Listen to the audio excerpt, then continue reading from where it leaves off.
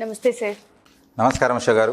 Sir 30th ఈ month చూసుకుంటే వైజాగ్లో బిఎంఈటీ పవర్ మెడిటేషన్ క్లాస్ అయితే తీసుకోబోతున్నారు. సో కంప్లీట్గా దాని డీటెయిల్స్, దాంతోపాటు ఎటువంటి సిచ్యుయేషన్స్లోనైనా డబ్బు సంపాదించడం అసలు ఎలా అంటారు? అంటే ప్రతి ఒక్కరికి మనీ అవసరం, లేచినప్పటి నుంచి పరిగెడుతూనే ఉంటాం. బట్ అది అందరికీ సాధ్యం అవ్వదు. చాలామంది స్మార్ట్ వర్క్ చేస్తారు, కొంతమంది హార్డ్ వర్క్ చేస్తారు. స్మార్ట్ వర్క్ చేస్తే సంపాదిస్తామని కొంతమంది అంటారు, కొంతమంది కష్టపడి అయితేనే డబ్బు వస్తుందని కొంతమంది అంటారు. వీటన్నిటికీ అసలు సమాధానం ఏంటి? Shiva Om. Welcome to my home lucky home and Vedic Mahavastu. ఇక్కడ వైజాగ్లో ఈ నెల 30వ తారీఖు జరిగే స్పెషల్ బిఎంఈటీ క్లాస్లో మన చుట్టూ ఉన్న వ్యాపార అవకాశాలను మనము ఎలా బిజినెస్గా మలుచుకోవాలి, అలాగే సంపాదించిన డబ్బును ఎలా తక్కువ సమయంలో డబుల్ ట్రిపుల్ చేసుకోవాలి, వీటితో పాటు మన ఇంటిని పాజిటివ్గా ఎనర్జీతో నింపడానికి, అలాగే ధనాకర్షణగా మార్చుకోవడానికి వేదిక్ మహావాస్తు టిప్స్ కూడా ఇవ్వడం జరుగుతుంది. ఈ క్లాస్లో పవర్ మెడిటేషన్ చార్ట్ సహాయంతో మనీ అఫర్మేషన్, అట్రాక్షన్, విజువలైజేషన్ అనేవి ఎలా వర్కౌట్ అవుతాయి అన్నది మీకు లైవ్గా ఒక 1 అవర్ సెషన్ చేయించడం జరుగుతుంది. మరి ఇంకెందుకు ఆలస్యం, ఈ క్లాస్లో జాయిన్ అవ్వాలనుకున్న వాళ్ళు కింద కనపడిన నంబర్లకు కాల్ చేసి రిజిస్ట్రేషన్ చేసుకోవచ్చు. శివ. మీరు ఎట్టి పరిస్థితుల్లోనైనా డబ్బు ఎలా సంపాదించాలి అన్నది. ధనం మూలం ఇదం జగత్ అని అంటే, ధనం అన్నది ప్రపంచంలో అంతటినీ నడిపిస్తుంది. అది లేని ప్రదేశం అంటూ లేదు. అలాగే ధనము అన్నది ప్రతి వాళ్లకు ప్రతి చోట ప్రతి అవసరంలో కూడా అది ఉపయోగపడుతుంది అని అర్థం. ఇక్కడ ఆ ధనము మనము ఎట్టి పరిస్థితుల్లో ఉన్నా ఎలా సంపాదించాలి. చాలామంది నేను అంబానీ కొడుకునై ఉంటే, లేదా నేను టాటా బిర్లా మనవడినై ఉంటే, నేను ఆ రాజకీయ నాయకుడికి కొడుకుగా పుట్టుంటే ఇలా చెప్తారు. అలా ఉంటే చేసేవాడిని అని, ఇలా ఉంటే చేయలేనని. అది తప్పే లేదు. బిల్ గేట్స్ పేదవాడే. ఇలాన్ మస్క్ అసలు వాళ్లకు ఒక కంట్రీస్లో అంటే సౌత్ ఆఫ్రికాలో బతకలేక వాళ్ళు అమెరికాకు వచ్చినాడు, వలస వచ్చినాడు. మరి వాళ్ళు ఎవరు చెప్పలేదే ఈ సమాధానాలు. వాళ్ళు అనుకున్నది చేసి చూపించారు. ఎలా అని అంటే, ఇది నేర్చుకొని ఎట్టి పరిస్థితుల్లోనైనా డబ్బు ఎలా సంపాదించాలి అనేది అంటే ఫస్ట్ మనం మైండ్ సెట్ మార్చుకోవాలి. మైండ్ సెట్ అన్నది ఒక మ్యాజిక్ లాంటిది. మనం ఎప్పుడు ఈ ప్రోగ్రామ్కి మైండ్ మనీ సైకాలజీ అని మనం పేరు పెట్టుకున్నాం. మైండ్ మనీ సైకాలజీ అని ఎందుకు పెట్టుకున్నామంటే, మైండ్కు మనీకి సైకాలజీకి అవినాభావ సంబంధం ఉంది. ఎవరైతే మైండ్ సెట్ అని అంటే సైకాలజీ మొత్తం మనీగా కన్వర్ట్ చేసుకుంటారో వాళ్ళు మాత్రమే కోటీశ్వర్లు కాగలుగుతారు. అది మైండ్ సెట్ అంటే. మైండ్ సెట్ అంతగా ఉండాలి. దీనికి ఒక చిన్న కథ చెప్పి మీకు ఎక్స్ప్లెయిన్ చేస్తాను. ఇక్కడ ఒక రాజు ఉంటాడు. ఆ రాజు దగ్గర ఉన్న డబ్బంతా ఖాళీ అయిపోతుంది. కాబట్టి ఈ డబ్బు కోసం అని చెప్పేసి తను అక్కడ ఊర్లో ఉన్న వాళ్ళందరినీ ఎంక్వైరీ చేస్తే ఒక వ్యాపారి దగ్గర విపరీతంగా డబ్బు ఉందని తెలుస్తుంది. వెళ్ళి రాజు కదా చెప్తే వినాలి కాబట్టి, లేకపోతే చంపేస్తాడని మొత్తం డబ్బంతా తీసేసుకుంటాడు. తను తీసేసుకున్నాక, అయ్యా నాకు ఏదైనా పని ఇప్పించండి, ఉన్న డబ్బంతా మీరు తీసేసుకున్నారంటే, సరే ఇతన్ని గుర్రాల దగ్గర పెట్టేసి, ఎందుకంటే అప్పుడు అన్ని గుర్రాలు ఉండేవి. గుర్రాలకు సపరేట్ ఒక బ్రాంచ్, దానికి ఒక సిస్టమ్, దానికి ఒక డివిజను దాంట్లో ఉండేవాళ్ళు. ఎందుకంటే అవి ఇప్పుడు ఉన్నట్లు కార్లు బైకులు ఉండేవి కాదు కాబట్టి గుర్రాలతోనే ప్రయాణించేవాళ్ళు. అక్కడ పెట్టేస్తారు. పెట్టేశాక ఈ రాజుకు మళ్ళీ ధనం పోగొట్టుకుంటాడు. కొన్ని చెడ్డ అలవాట్లు ఉంటాయి. కాబట్టి మళ్ళీ ధనం పోగొట్టుకున్నాక ఎవరి దగ్గర ఉంది డబ్బు మళ్ళీ అని చూస్తే, మళ్ళీ గుర్రాల వాడి దగ్గర ఉంది అని అంటే ఆ వ్యాపారి దగ్గర ఉంది అని తెలుస్తుంది. మళ్ళీ అక్కడికి వెళ్ళి మొత్తం ధనం అంతా తీసేసుకుంటాడు. అడుగుతాడు, నీ దగ్గర ఒక్క ధనం లేకుండా పెట్టాను కదా, ఇక్కడ ఎలా సంపాదించావు నువ్వు అని చెప్తాడు. చెప్తే తను అంటాడు, అయ్యా ఇక్కడ మీ రాజ్యంలో చాలామంది మీకు తెలియకుండా చాలా పనులు చేస్తున్నారు. వాళ్ళందరికీ మీరు నాకు డబ్బు ఇవ్వకపోతే నేను రాజు గురించి చెప్తా అన్నాను, వాళ్ళందరూ డబ్బులు ఇచ్చేశారు, దాంతో ఇంత డబ్బు పోగైంది అని చెప్తారు. అంటే ఆ రాజ్యంలో అంతమంది రాజుకు తెలియకుండా తప్పులు చేస్తుంటారు. ఈ రకంగా డబ్బు సంపాదించానంటేనే ఆ డబ్బంతా తీసేసుకొని మళ్ళీ అక్కడి నుంచి తీసుకెళ్ళి సముద్రం దగ్గర పెట్టేస్తాడు. చూద్దాం ఇప్పుడు ఏం చేస్తాడు అని.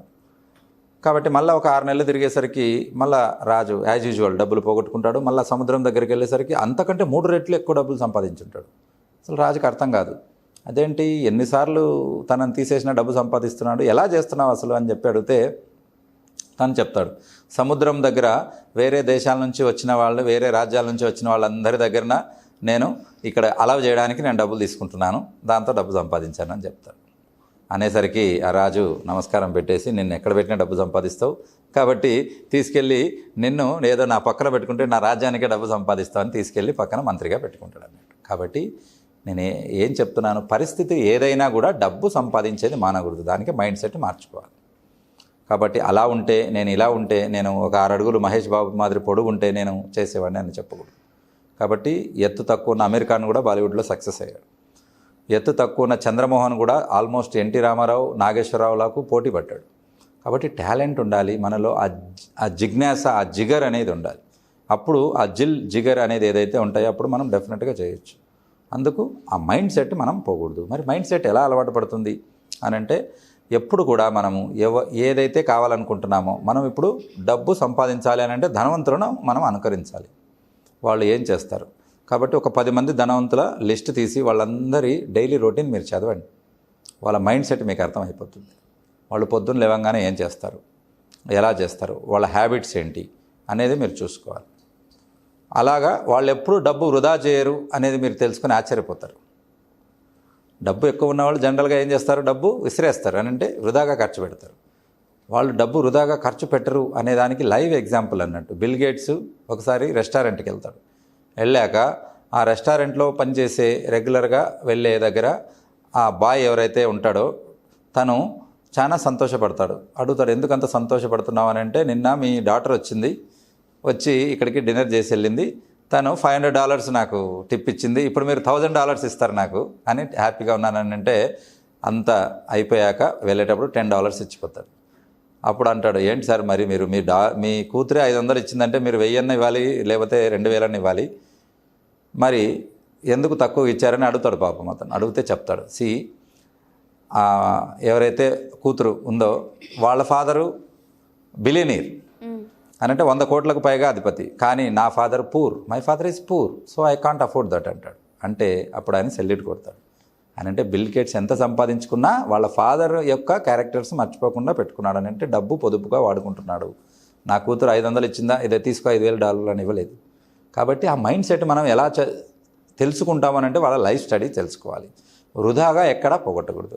అదే బిల్ గేట్స్ మరి అవసరం ఉన్నప్పుడు $5,000 crores కూడా ఇస్తున్నాడు. $5,000 కోట్ల కూడా తను ఇచ్చేస్తున్నాడు. అది అవసరాన్ని బట్టి ఉంటుంది. అని అంటే మన సమాజం నుంచి డబ్బు సంపాదించినప్పుడు తిరిగి మన సమాజానికి ఇవ్వాలనేది నేచర్ చెప్తుంది. కాబట్టి అట్లీస్ట్ 10% లేదా 15%, మీకు హృదయం పెద్దదైతే 20%, కానీ మనం కంపల్సరీగా ఇక్కడ ఖర్చు పెట్టుకోవాల్సింది. అది అన్నదానాలు కావచ్చు, వైద్యదానాలు కావచ్చు, లేదా విద్యాదానాలు కావచ్చు. కాబట్టి మంచి దేశం తయారు కావాలంటే మంచి పౌరులు ఉండాలి. మంచి పౌరులు ఉండాలంటే వాళ్ళ హెల్త్ బాగుండాలి, వాళ్ళ ఎడ్యుకేషన్ బాగుండాలి. వాళ్ళకు రాంగ్ ఎడ్యుకేషన్ ఇస్తే దేశం రాంగ్గా వెళ్ళిపోతుంది. కాబట్టి ఈ రకంగా వాళ్లకు సర్వీస్ ఇవ్వడానికి సంపాదించిన ఖర్చు మళ్ళీ పెట్టేస్తారు. ఇది ఒక ఎగ్జాంపుల్ అంతే. మైండ్ సెట్ వాళ్ళు ఎలా బిహేవ్ చేస్తారు, క్రిటికల్ పొజిషన్లో, నార్మల్ పొజిషన్లో ఎలా బిహేవ్ అవుతారు వాళ్ళు. నార్మల్గా ఏదైనా ఒక కంపెనీ కానీ ఎవరైనా కానీ ఏదైనా ప్రాబ్లం వచ్చిందంటే అరవడం, కేకలేయడం, డూమ్ డామ్, వీళ్ళని తీసేయండి వాళ్ళని తీసేయండి అరవడం చేస్తారు. కానీ ఎప్పుడు కూడా బిలియనీర్స్ ఎప్పుడూ అలా కోప్పడరు. ఫస్ట్ కామ్గా వెళ్ళి ఒక కాఫీ తాగడమో లేకపోతే కూల్ డ్రింక్ తాగి కూర్చుంటారు వాళ్ళు. ఎందుకు? ప్రశాంతంగా ఉన్నప్పుడే దానికి సొల్యూషన్ దొరుకుతుంది. ఎగ్జైటెడ్ మైండ్లో ఉన్నప్పుడు మీరు ఎప్పటికీ సొల్యూషన్ దొరకదు. కాబట్టి మనం ఏమని నమ్ముతాము, మన బేసిక్ ఫార్ములా ఏంటి, for every problem there is one solution. In fact solution ముందు పడుతుంది, ప్రాబ్లం తర్వాత పడుతుంది. ఇది నేను నమ్మేది. అంటే ప్రతి ప్రాబ్లం కూడా సొల్యూషన్ రెడీగా ఉంది, కానీ సొల్యూషన్ మన దగ్గరికి రాదు, మనం సొల్యూషన్ దగ్గరికి వెళ్ళాలి. ఆ రకంగా వాళ్ళు కామ్గా కూర్చొని తర్వాత థింక్ చేస్తారు, ఓకే ఇప్పుడు ప్రాబ్లం ఏంటి అనేది. అలా కాకుండా కేకలేయడం, అరవడం, వాళ్ళని వీళ్ళని తిట్టడం చేయడం చేస్తే ఆలోచనలు అసలు రావు. ఎందుకనంటే కూల్ కామ్గా ఉన్న వాళ్ళకే ఆలోచనలు వస్తాయి. అందుకే మెడిటేషన్ చేయండి, ఫ్యామిలీలో అందరూ చేయండి. చిన్నపిల్లలు మెడిటేషన్ చేస్తే వాళ్ళకు నాలెడ్జ్, మెమరీ పెరుగుతుంది, మంచి చదువులు వస్తాయి. పెద్దవాళ్ళు మెడిటేషన్ చేస్తే కోపం, ఆవేశం తగ్గి ఆ ఇంట్లో శాంతి అనేది ఉంటుంది. ఎక్కడైతే శాంతి ఉంటుందో డబ్బు, సౌఖ్యము ఆటోమేటిక్గా వస్తాయి అన్నట్టు. కాబట్టి ఈ రకంగా వాళ్ళ యొక్క నడవడిక, వాళ్ళ యొక్క యాటిట్యూడ్ ఇవన్నీ మనము అలవాటు చేసుకోవాలి. కొంతమంది కొంత డబ్బు రాగానే వాళ్లకు తలపొగరు ఎక్కిపోతుంది అన్నట్టు. కాబట్టి దీనికి ఇంకొక ఉదాహరణ వచ్చేసి విల్ స్మిత్. డబ్బు విపరీతంగా సంపాదించడం, మెన్ ఇన్ బ్లాక్ అని ఒక సిరీస్ స్టార్ట్ చేశాడు. ఈవెన్ బ్లాక్ అయినా కూడా అంటే నల్లజాతి వాళ్ళలో అంత స్టార్ క్రేజ్ తెచ్చుకొని అంత డబ్బు సంపాదించిన వాళ్ళు లేరు. అందరితో మంచి సంబంధాలు ఉన్నాయి ఆయనకు, నెల్సన్ మండేలాలతో సహా. కాబట్టి ఒక బ్లాక్ రీజన్ నుంచి వచ్చి అంత సక్సెస్ అయినవాడు విల్ స్మిత్. అయితే ఒక స్టేజ్ వచ్చేసరికి వార్నర్ బ్రదర్స్ వాళ్ళను బ్యాన్ చేసేసారు 10 years. వార్నర్ బ్రదర్స్ అనేది పెద్దది, హాలీవుడ్లో చాలా పెద్ద సంస్థ. వాళ్ళు బ్యాన్ చేశారంటే వేరే వాళ్ళు కూడా తీసుకోలేదు. 10 years ఇంట్లో కూర్చొని ఒక బుక్ రాశాడు. నేను తీసుకొని వచ్చాను ఆ బుక్ 900 పెట్టి. ఏం రాశాడనంటే ఆ 10 yearsలో ఏం నేర్చుకున్నాడు అన్నది రాశాడు. మళ్ళీ 10 years తర్వాత మళ్ళీ రీఎంట్రీ ఇచ్చాడు. మళ్ళీ ఇప్పుడు మంచి వెబ్ సిరీస్ కాంట్రాక్ట్ చేసి 100 కోట్లు సంపాదిస్తున్నాడు. ఏం అర్థం చేసుకున్నారు దీన్ని బట్టేనంటే వాళ్ళ యొక్క ఎథిక్స్, వాళ్ళ యొక్క మైండ్ సెట్, వాళ్ళ యొక్క యాటిట్యూడ్ మనం స్టడీ చేయాలి. స్టడీ చేసి వాళ్ళు చేసిన తప్పులు మనం చేయకుండా ఉండాలి. అప్పుడు మనం సంపాదించగలుగుతాం. 99% బిలియనీర్స్ ఎవరు తప్పు చేయరు. తప్పు చేస్తే వాళ్ళు బిలియనీర్ కాలేరు. కాబట్టి గెలిచేవాడెప్పుడు వదలడు, వదిలేవాడెప్పుడు గెలవడు. ఇది బేసిక్ కాన్సెప్ట్ అన్నట్టు. కాబట్టి మనం దాంట్లో లూప్ హోల్స్ చూసుకొని అది ఎక్కడ వెళ్తుంది, ఎందుకు తప్పుపోయింది అనేది చూసుకొని దాన్ని సరి చేసుకుని వెళ్ళాలి. చాలామంది ఓటమి వస్తానే భయపడిపోతారు. ఫెయిల్యూర్ అనగానే భయపడిపోయి ఇంకా నేను లైఫ్లో ఏమి చేయలేను, ఇంకా నాకు భయం వచ్చేసింది అన్నది. ఫెయిల్యూర్స్ అన్నవి సక్సెస్కు విత్తనాలంట. అంటే విజయానికి ఎలా మనం విజయం అనే చెట్టు పెంచాలని అంటే ఫెయిల్యూర్ యొక్క విత్తనాలు నాటితే సక్సెస్ అనే చెట్టు వస్తుంది అని అంటే దాని అర్థం మీరు దాని నుంచి నేర్చుకోవాలి. వాటికి శ్రమ, తెలివి, పెట్టుబడి, తర్వాత పరిస్థితులు, వాతావరణాలు ఇవన్నీ మీరు ఒక పోషణగా ఇస్తే డెఫినెట్గా సక్సెస్ అనే చెట్టు మీకు పెరుగుతుంది. Thank you sir, thank you so much sir. Vizag BMET power meditation class గురించి ఒకసారి డీటెయిల్స్ అండ్ అసలు ఏ విధంగా ఉండబోతుంది అండ్ ఎన్రోల్ చేసుకునే వాళ్ళు అసలు ఏ విధంగా అప్రోచ్ అవ్వాలి, దాని గురించి కంప్లీట్ డీటెయిల్స్ కావాలి అంటున్నారు కొంతమంది. ఒకసారి ఈ నెల 30వ తారీఖు వైజాగ్లో, వచ్చే నెల 12వ తారీఖు డిసెంబర్ 12వ తారీఖు హైదరాబాద్లో, డిసెంబర్ 23వ తారీఖు తిరుపతిలో ఈ క్లాస్ కండక్ట్ చేయబోతున్నాము. ఈ క్లాస్లో మన చుట్టూ ఉన్న మనకు తెలియని వ్యాపార అవకాశాలు, వాటి నుంచి డబ్బు ఎలా సృష్టించుకోవాలి, ఆ సృష్టించిన డబ్బును ఎలా డబుల్ త్రిబుల్ చేసుకోవాలి, తక్కువ సమయంలో డబ్బు ఎక్కువ కావాలంటే ఎటువంటి టిప్స్, ఎటువంటి టెక్నిక్స్ వాడుకోవాలి, అట్ ద సేమ్ టైం అప్పులు త్వరగా క్లియర్ అవ్వాలనంటే మనం ఏం టెక్నిక్స్, ఏ ఫార్ములాస్ యూజ్ చేయాలి, వీటితో పాటు ప్రతి ఇల్లు ధనాకర్షణగా మార్చుకోవాలంటే వేదిక్ మహావాస్తు టిప్స్ ఏమేమి చెప్తుంది, అలాగే వీటితో పాటు money attraction, money affirmation, money విజువలైజేషన్ను ఎలా వర్కౌట్ అవుతుంది అన్నది లైవ్గా 1 hour సెషన్లో ఈ క్లాస్లో ఎక్స్ప్లెయిన్ చేయడం జరుగుతుంది. కాబట్టి ఈ క్లాస్లో జాయిన్ కాదలుచుకున్న వాళ్ళు మీ యొక్క ఏరియా పేరు చెప్పి విజయవాడ, తిరుపతి, హైదరాబాద్ చెప్పి రిజిస్ట్రేషన్ చేసుకోవడానికి కింద కనపడిన నంబర్లకు కాల్ చేయొచ్చు. శివవు. Thank you sir, thank you sir. Thank you Usha garu, thank you Suman TV, thank you viewers.